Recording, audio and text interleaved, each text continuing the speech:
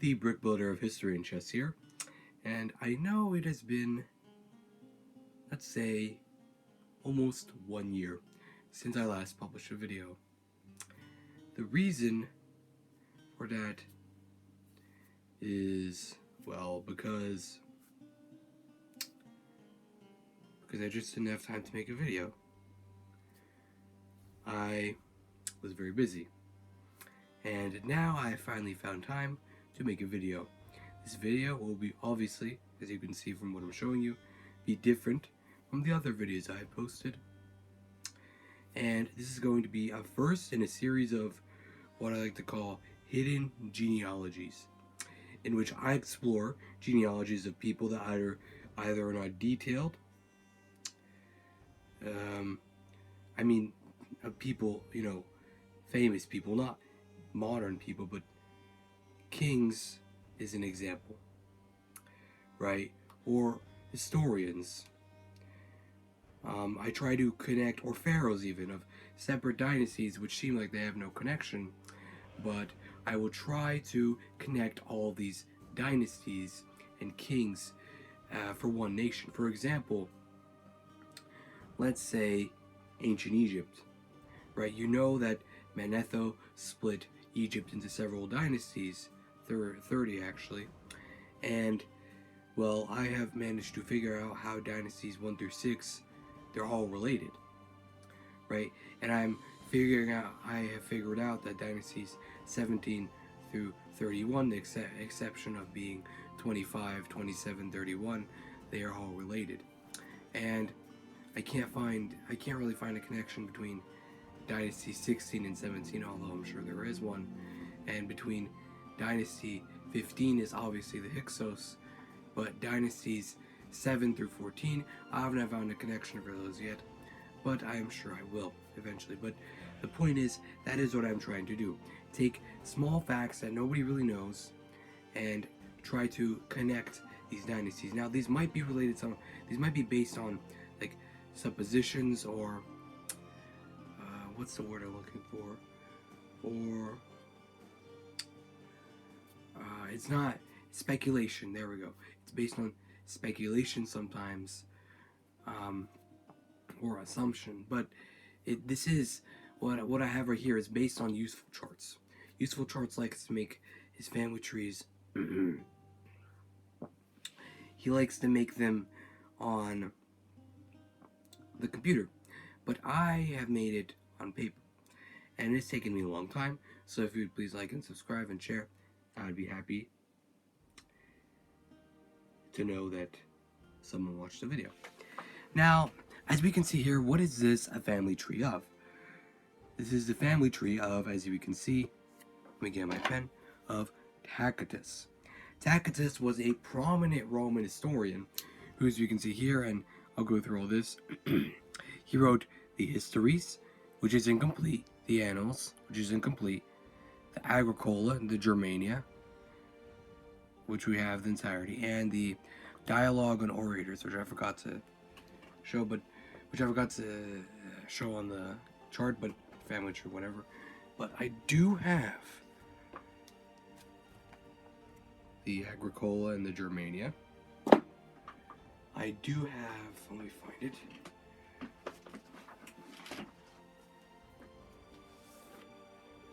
The Histories. It's funny. This one is from Barnes & Noble, and this one is from a used bookstore. I find that really funny. So I don't have the Dialogue on Orators, and I don't have the Annals. So Tacitus was this prominent Roman historian, and as we can very well see, you can't see him yet, but you will. And in all honesty, the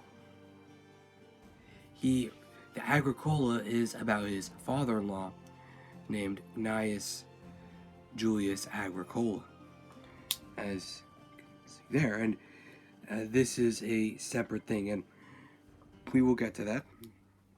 But first, let us begin with his theoretical, but not actual, Well, what I mean by that, I mean it's speculative. First of all, this means we are, I'm not sure, but Christian Satzapani and some other genealogists this way have proposed that this lady was a sister of this guy, of this woman, and Helvidius Priscus, was a Stoic philosopher who was basically Tacitus's cousin-in-law, if we assume this relation right here. As we can see here, there is the descendants of Helvidius Priscus right here, and these descendants have insane connections, not just insane, actual familial and genealogical connections to the imperial families. Now, in my opinion, that is very interesting, and this actually links Tacitus with these cousins link Tacitus with the Roman dynasties, and the Roman dynasties in his lifetime were the Julio-Claudian, with people living. He was born in AD 56. There was also the Flavians and the Nerva Antonine.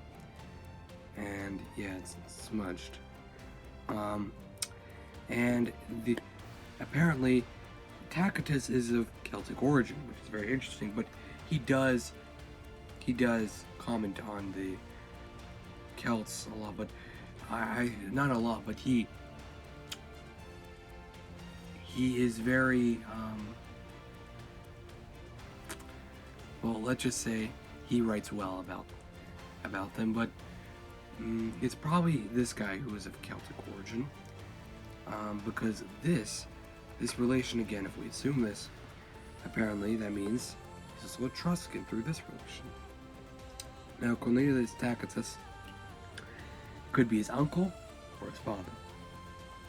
Now let me get to the biographies of several people.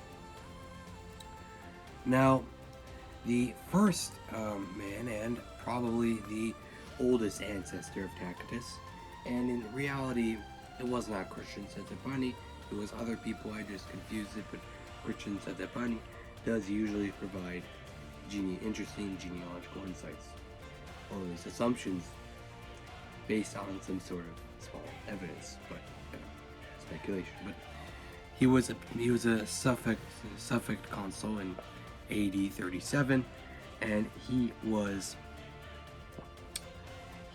executed because he participated in the Scribonian conspiracy against Claudius. I'm pretty sure he was executed in 42. Scribonian conspiracy was an attempt to obviously overthrow the Emperor Claudius, and I'm not sure if Scribonius was related to the imperial family at all. I don't think he was, but that's beside the point.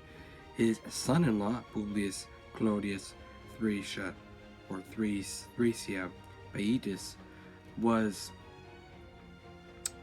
is the ancestor of these guys over here. And this guy was a Stoic philosopher, and he was executed by, not necessarily on the orders of Nero directly, but you get the point. Now, I'm not sure what exactly he did, but it appears he didn't want someone to be executed, but Nero wanted that person to be executed, but eventually his view was passed, by the Senate, and they agreed not to execute that person, and apparently, Nero decided to despise him, and apparently he was executed. So, execution. Too bad. I'm not joking. And apparently, he married a woman named Aria, who apparently had who had a daughter, Fania, who married a Stoic philosopher, Helvidius Priscus. Now, I think Helvidius might have been executed like Seneca was. I'm not sure, but he was a Stoic philosopher as well. Excuse me. And Aria is related to the poet Persius. as we can well see here. Now, let's get to Tacitus, actually. So, this daughter married a man named Cornelius Tacitus, if this is Tacitus' father. Again, it could be his uncle, or this could be actually his father. But he is mentioned by Plinius the Elder in the Natural History, or maybe he's mentioned by Plinius the Younger, but I'm almost certain he's mentioned by Plinius the Younger. That'll make more sense. I was going to get the Natural History, but I realized that would be wasting a lot of time. So, Cornelius Tacitus is the earliest known ancestor from the gens Cornelii. Is this man named Servius Cornelius Maluganensis, who was the consul in 485 BC. So that's why it says many gens, which I'm going to use this a lot through many family trees, and that means many generations. I just shortened it. Question mark, because I don't know how exactly they're related, but I'm assuming, because they're both from the gens Cornelii, that this guy should be the descendant of this guy. That would just make more sense. As you can see, Tacitus was descended from pretty illustrious people. Now, apparently he had a son, or again, this could be Tacitus' cousin, or it could be his brother. But he also had Tacitus. But before we get to Tacitus, let's get to this third person, this third child of Pietus, named Gaius Licinius Bassus Caecina. Yes, I know that's it's smudged. Pietus was the consular governor of Asia in AD 80/81, and yes, I know it's all smudged, but I just said it. He was the consular governor of Asia, the Roman province of Asia, in AD 80/81. He was adopted by Gaius Licinius Bassus, who was the consul in AD 64, who was the son of Gaius Licinius Bassus,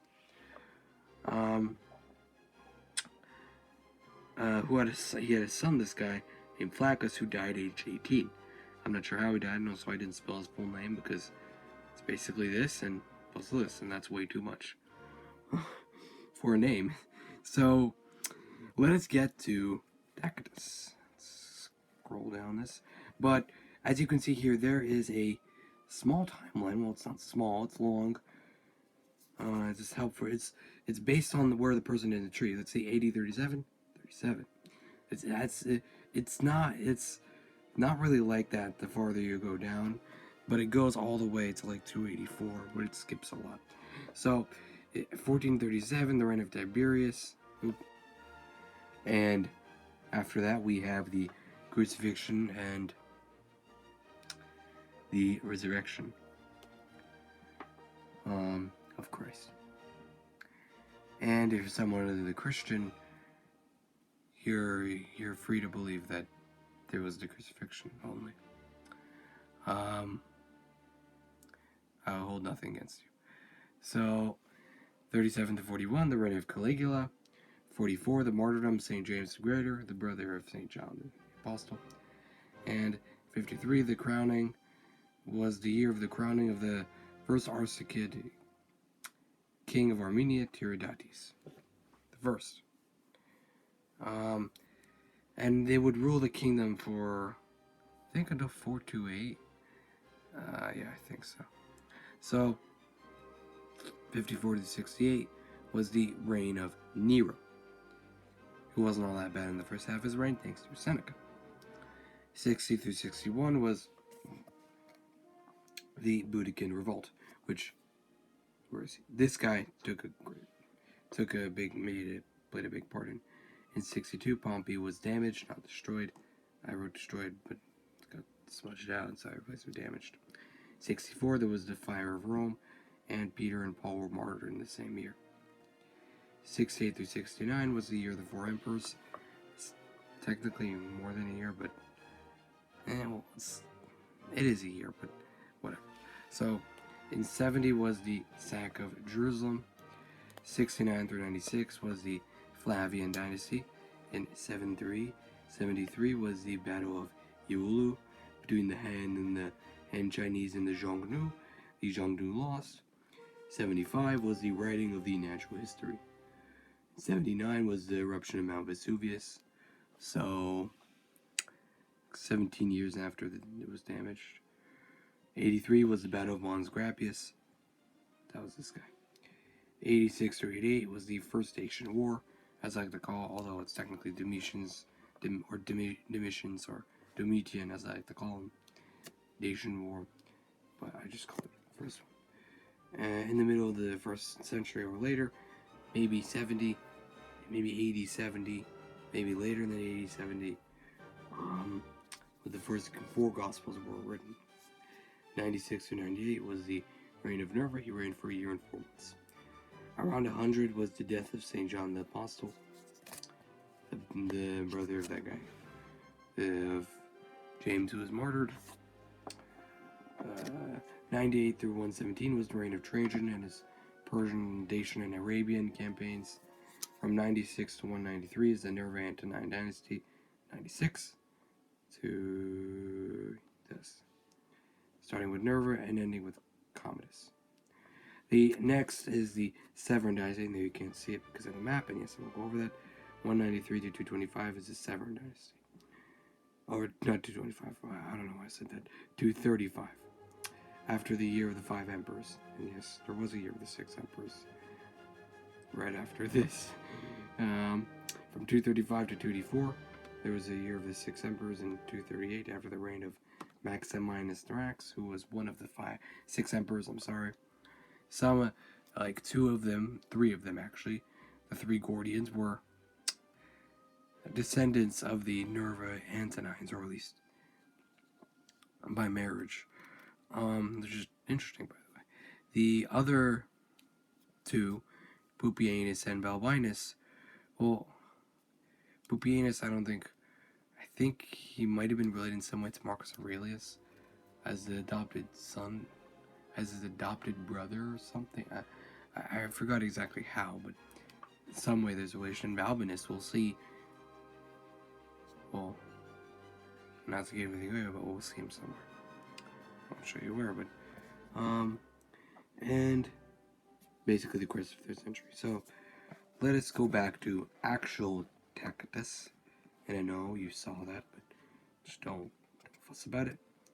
He was born in 56 and died in 120. So he basically lived 63, 64 years. Around 120.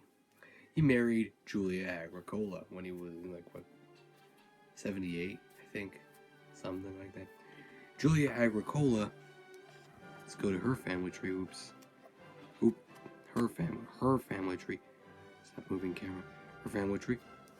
She is the sister of this guy, who apparently, his son, Gnaeus, but it's spelled CN. I don't know why, but I'm not sure exactly the reason why, but you have to say it, Gnaeus. You're not going to say Gnaeus. Gnaeus Julius Agricola. He died in 93. What he basically did, he fought in Britain and he helped continue what Claudius had begun. And in fact, it says over here on the timeline, I'm not sure if I went over it. Where is that? Yes. 43, Roman Britain begins when Claudius decided to invade and prove everybody wrong that he wasn't a weak guy. Maybe he was just hiding. Maybe he was just pretending to be weak, so he couldn't be murdered. I don't know. But the fact that they all thought he was a messed up, fool, it's kind of strange, honestly. But that's beside the point. So Gnaeus Julius Agricola was the son of Lucius Julius Gracchus and Juliet Procilla. Now, I don't really know what gens they stem from, but I would, I'm not exactly sure. I don't think it's the gens Euli. I don't think it might be there. I don't think there is a gens Gracchus. There can't be. So I don't know what gens they stem from, but we can see here Domitia Decadiana. Is of illustrious descent, apparently, according to Tacitus himself. Somewhere In this book it says that. Let me try to find it. It should be chapter 144. Let's see.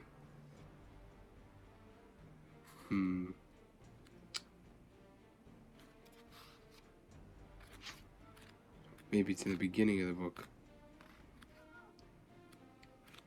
Find it. Oh, there we go. From Britain, chapter 6. From Britain, Agricola returned to Rome to enter on his career of office and married Domitia Decadiana, the child of an illustrious house. It was a union that brought him social distinction and aid to his ambition for advancement.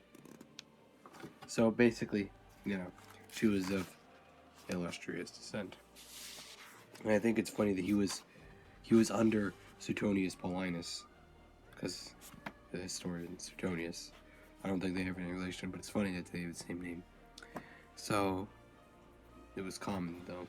So apparently, she's from the gens Domitia, so I would assume she's descended from Gnaeus Domitius Calvinus, the grandfather of the guy of the same name, Gnaeus Domitius Calvinus.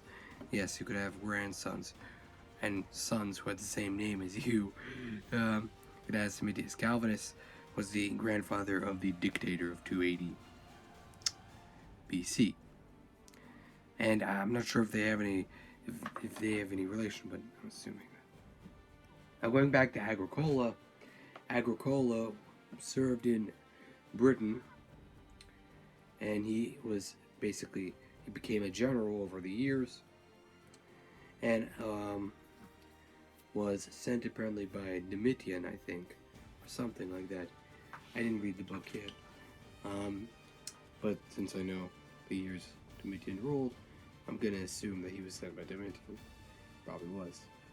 I watched a video about the Battle of Mons Grappius. So he basically defeated the Picts in the Battle of Mons Grappius. In fact, nobody was really sure.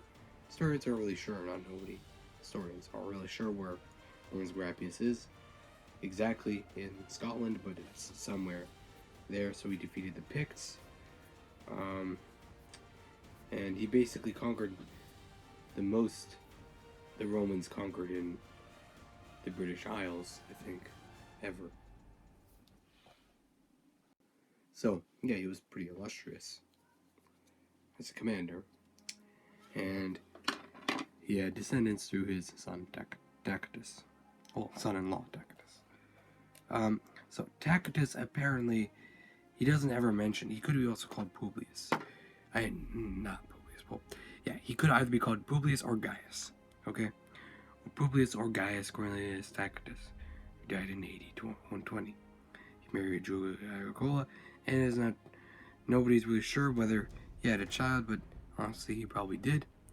And apparently, according to the Historia Augusta, Marcus Claudius Tacitus claimed ancestry from this guy and issued out copies of Tacitus' works, which apparently weren't read at that time by many people. Now, apparently, these two guys are maternal half-brothers, so that's why I put question mark for the person, because I have no idea who is this guy's father. I do not know who their mother was, but I know that they are maternal half-brothers. So again, several generations between this child and this person. And yeah, I'm kind of unsure about that. I'm not even sure if there is a relation, but I'm not even sure if there is a relation. And Marcus Claudius Tacitus was one of those emperors of the crisis period who ruled from December AD 275 to June AD 276. Tacitus was one of those warrior emperors who directly succeeded Aurelian. Basically waged wars, and he was succeeded by Marcus Annius Florianus, who ruled from July to September AD 276. They were succeeded by, I think it was by Probus.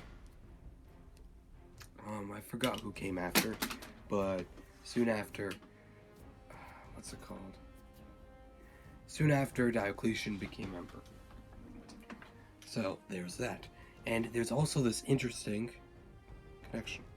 Aulus Caecina Tacitus, who governed Hispania Beatica, which is in Spain, obviously, who was the consul and / ordinary consul in AD 273, which is around the same time as this. And I find that very interesting. That means they're probably cousins in some way, because, Tacitus. But that's beside the point. And that's basically the family tree. That's the timeline. And we will talk about the Roman literature and the dynasties and the descendants of Helvidius Priscus. Kind of very interesting.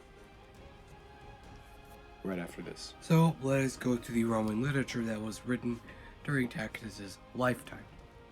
So first of all, we have Seneca's letters to Lucilius,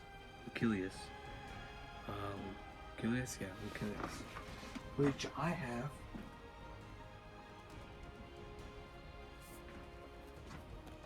right here. Seneca's letters from a Stoic. Just thought I would, show it for visualization. The four Gospels, around AD 70 or earlier, or most probably later. Probably the Gospel of Mark was composed first. So then we have Statius, Juvenal, and Martial around the 100s or in the next couple decades. Now I don't have any of them, but I might eventually. And again, we have Tacitus's works, as I talked about in the beginning of the video. We have Suetonius. Around the 2nd century, he was a secretary of the Emperor Hadrian, and he was dismissed. And here is, Suetonius. And then we have the Apostolic Fathers. So let me go get my copy.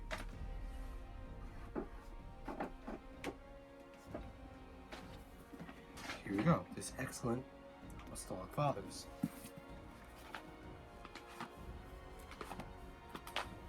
And it's pretty cool because I'm going to open to Hermes right now.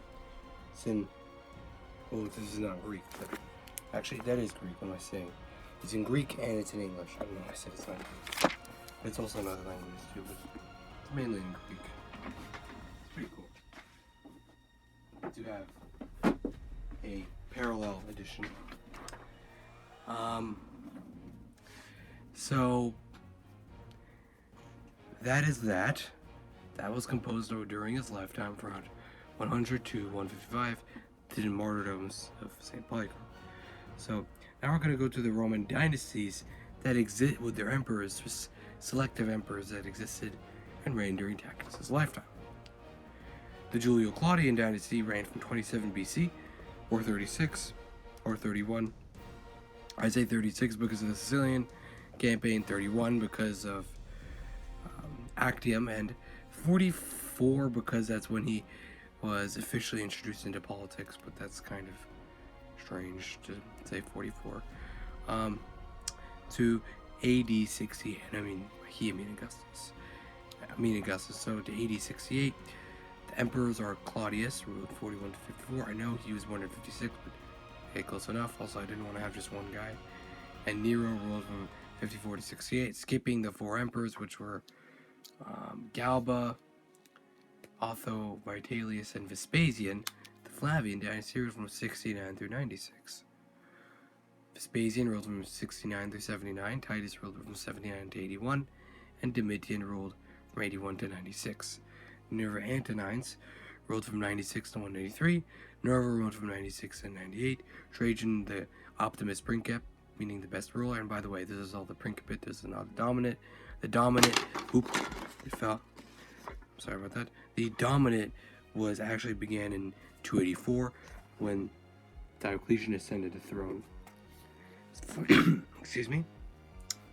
Tacitus actually calls them emperors, which is pretty funny, even though in practice they were not emperors.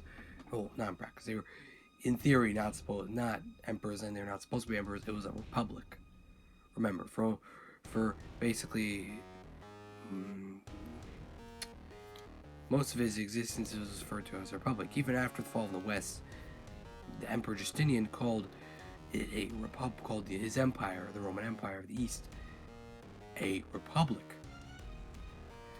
After Trajan, we have Hadrian from 117 to 138. Again, Tacitus probably died in 120, but around 120, so hey, close enough. And finally, enough rambling about this. Let us get to the interesting, well, not interesting, but stuff. The descendants of Helvidius Priscus. It's here. Let's move this. So, Helvidius Priscus, Stoic philosopher, married Fania. They had a couple of children. Helvidius Priscus, suffect consul. Publius Helvidius Priscus, who married Plautia Quinctilia. And if you want to know where I'm getting all this, some of it's coming from this. The Tacitus, some of it is coming from other things too. And they had another child, Helvidia Priscilla, who married Marcus Aeneas Herennius Pollio. But from Publius Helvidius Priscus is all these descendants. Publius Helvidius Priscus had a child named Helvidia Priscilla, who married Lucius Vipstanus, and this is basic creation, Poplicola Cell, who was from the gens, probably Poplicola or Publius. Gens Publius, I'm not sure. So, actually, yeah, there's two different gens. Poplicola, Poppycola, whatever. And they had a child named Lucius Vipstanus, Cell 3, Thracia Paitis. And, it's another reason because, where is it? Ah, this guy. Thracia Paitis. You think a descendant of his would put that there? Yes. It means this guy is a descendant, as we can see through this line here. Now, he married Coelia Balbino, yeah, I have to cover that, whose father was called Marcus Aquilinus, I'm guessing on that part, Cociana, I think, Apollinaris. He was related to, guessed it, Decumus, no you didn't, maybe you did, Decumus Caecinus Calvinus Balbinus, ruled from April to July of AD 238. Interesting. Two barracks emperors related to each other. Who could have thought it was really through Tacitus? Nobody. Well, maybe somebody, but So that means you can technically, and I will try to find relations between every single barracks emperor. I will try to find relations, and I'll make something like this. It's gonna be interesting. So apparently, Coel Balbina and this guy, Lucius Vipstanus Messala Thracia Paitis, had a child named Lucius Valerius Messala, who was consul in 214. And yes, I know it's much, but it says 214. They had a child named Lucius Valerius Messala, who was consul. Wait, no. Oh, he's consul in 233, but that wasn't his full name.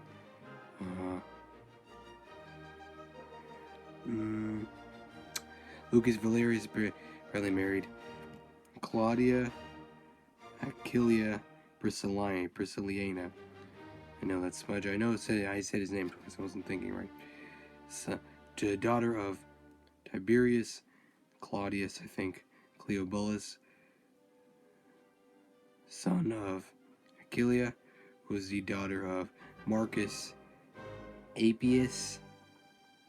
I don't know his full name. Marcus Appius G. Gnaeus C. Severus. I'm just guessing with the A part too, so I just shortened his whole name, but he was a pretty illustrious person, I'm certain. And he married Faustina, who was ascended, this is their daughter, who was ascended directly from Marcus Aurelius. Who would have thought? Nobody. Maybe somebody, but It's interesting. It means this guy and Balbinus are related. Marcus Aurelius and Balbinus. I'll go back to this. Going back from here to here. They had a child. These two had a child named Lucius, Valerius, Claudius, Priscilla, what? I don't know. Something. Maximus was consul in AD 233 and AD 256. I think I said that already. But I was talking about his mother. Now, he had a son. Yeah, it's kind of confusing. All the same one names. He had a son named Lucius Valerius Poplicola, Balbinus Maximus, consul in 253. 2 generations. We go follow the line, and yes, it's a book holder. Valerius Maximus, who married Septimia Bassa, whose father was Septimius Bassus. Septimius Bassus's maternal grandparents were the descendants of Marcus Aurelius's father's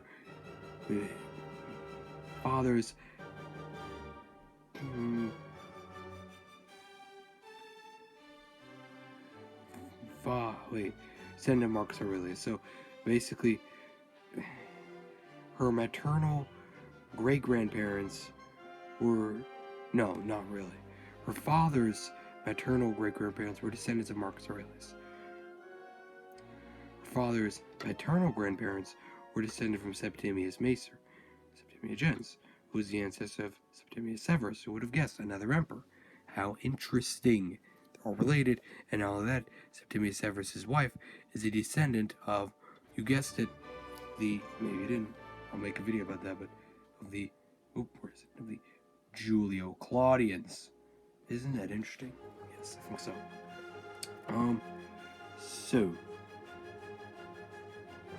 Oh, yeah, and they had a child named Lucius Valerius Septimius Massus, whose great granddaughter was called Adelphia, who married Anicius Probus, who was related to Olybrius, who was related to Petronius Maximus. Petronius Maximus might have even been Olybrius' father. Olybrius was related to Anthemius through marriage, and through this related to Leo the Great Thrax, who was related by marriage to the Theodosian house, who were related by the marriage to the Constantine house, who were descendants of the, you guessed it, maybe you didn't, Nerva Antonines. I'll make videos about all that, but I'm just saying, this proves that most of the emperors, except for the non-dynastic ones, although again, proves me wrong, I got 4 non-dynastic emperors here, and I managed to make them related, so technically, they are all related, but that does not mean they're part of the same dynasty. But if I can find 4 emperors like this I just did, technically 5, but, whatever. It was 5, right? 6? 7? I think it was 7. It doesn't matter. It was a good number of emperors I just showed you. Tacitus, Florianus, Marcus Aurelius, from... there was a connection here, and there was a connection with Faustina and Septimius Bassa. Septimius Severus is another one, and Balbinus, Petronius Maximinus, Anicius Olybrius, and Anthemius, as well as as well as Leo the Great and all that stuff. So I just managed to show how so many emperors were related to each other, and that's 1, 2, 3, 4, 5, 6, 7, 8, 9, 10 emperors tops, but only 9 emperors. So I think that's very interesting what I've just done. Okay, if you like what you're hearing, like the video and share. But we're not done. We have one more thing to go over. This video will be over. The Roman Emperor around Tacitus' death, and yes, I did draw this. It's very crude, I know, but whatever. So, Rome 117, obviously he didn't die in 117, he died in Trajan, but not too much longer. Persia, here, and the battles. I only put 2 battles, but there's many more battles, but, just want to show a couple of important cities like Carthage, Rome, and Comedia. Again, it's very crude. The Berbers, the Garamantes. It's completely very crude. Gallia, Hispania, probably where Tacitus came from. Africa Proconsularis, Africa Proconsularis. Aegyptus, Asia, Mesopotamia, a bunch of other provinces, again, Trajan's conquest, and Ctesiphon, sack Jerusalem, you know. I could show other battles, like, for example, the marches on Rome, or, let me think of another battle, or their wars in Armenia, or, you know, Egypt or something, but I don't know, it's supposed to be a small representation of what the map was like. Mare Nostrum, again, in Bosphorus Kingdom, it doesn't say that over here. The descendants of the Spartacids and Mithridates VI, Eupator, as well as the descendants of the Julio-Claudians, hold here. And I found that one very interesting. Again, it's supposed to be a crude map, and obviously we can see here the map there is basically literally covered by the timeline. But there is some semblance of the map with Arabia and Nabateans, obviously I didn't mention it, as well as this area of the Persian Gulf, and this is basically Parthia after part of it was conquered by Romans. It's not supposed to be precise, and again, they have more conquests here, just didn't want to show that, because it's supposed to be imprecise. And, you know, I think that's it. So, again, if you like what you're seeing, please like, subscribe. Let me say this again. Please like, subscribe, and share the video. Because I've just proved how Tacitus' descendancy from these famous guys, and, well, not proved, but I've shown Tacitus' descendancy from these famous guys, and I've shown his relation to these Roman emperors, which probably would be very surprised to hear of. So, in short, you know, thank you for watching the video. Oh wait, that's Vespasian, not Tacitus. It's not Vespasian, that's Titus. It's kind of weird. Let's see what this book has something on Tacitus. Oh yeah, it says Gaius or Publius. It's just funny. Gaius or Publius Cornelius Tacitus. It says he was a governor of Asia in 112 to 113, and he was from a wealthy and noble family, just like Pliny the Younger. He had a friend, Pliny the Younger, and they prosecuted Marius Priscus for corruptional governor of Asia. Hey, Helvidius Priscus, maybe they're related. Probably they're related. He was betrothed in 77, so I guess I was kind of right. The daughter of Gnaeus Julius Agricola was the governor of Britain. Although, you know, probably his name was Julia Agricola.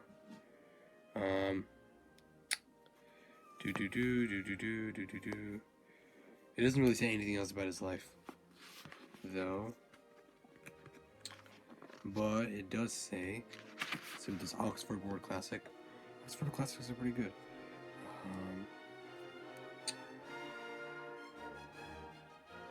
It doesn't say when he died, though, but let's see. He held the office of Quaestor in 81 or 82, the Praetor in 88, and Consul in 97. And in 88 he was a member of a college of priests known as the Quina Decemviri Sacris Faciundis. I think I said everything about Tacitus that you should need to know. And here, let us go to this. Basically, the histories and the annals are supposed to cover up until his period, but since we have lost that part, it only covers the year of the 4 emperors and, like, you know, the Julio-Claudian dynasty. And I know I don't have the annals, so I can't tell you about the whole Tacitus on Christ thing. But I think it's interesting. I'm trying to find a good quote. Let us see. I want to find a good quote from Tacitus. Oh yeah. And here is Rome. No, I didn't draw this. Obviously, it's much better. It's probably done in my hand, but Plan of Rome, 69 through 70. I think it's pretty cool. Sallust. I think that has to do with the historian. So I don't even know why I'm rambling. I should have just ended the video a long time ago. And here is the empire in 69 through 70. If you can see, it's pretty changed. And yeah, it's much more better.